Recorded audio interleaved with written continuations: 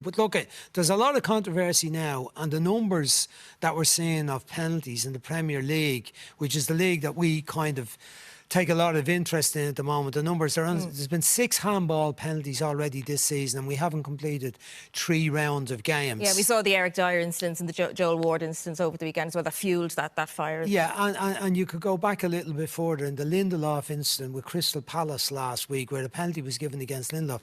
Now, how they're coming up, Nave, you'll see on the screen, 57, this was last season, the Serie A, 57 handball penalties, 48 in La Liga, and there was 20 in the Premier League. Yeah, because you have to remind people that this rule has been in Serie A and La Liga in previous seasons. It's just the Premier League are adopting it this season. Is that what's happened there?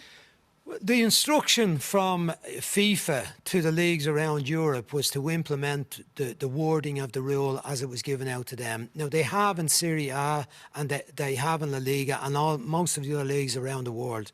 And that has led to a situation where there's been a very increased number of penalties. There was only 20 penalties for handball in the whole of last year's Premier League. At the moment, we're standing on 6 and we're on weekend 3, basically. If it kept going at the rate it's at the moment, there would be 188 penalties for handball in the current season. I don't see that happening. I think there will be.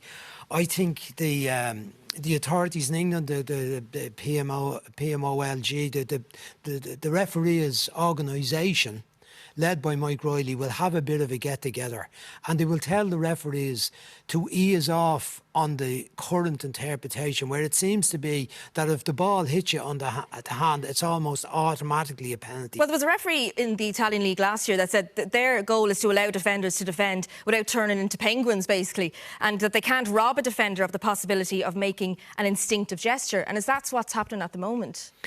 Well, it's not even an instinctive gesture. If you look at the Eric Dyer situation, he didn't know where the ball was and went over his head, and he had his back to the ball and to Andy Carroll when it was headed down onto the back of his arm, and his hand wasn't above his head. So he wasn't gaining any advantage by extending his arm. Equally the one with Lindelof. That was only spotted because the VAR is so observant.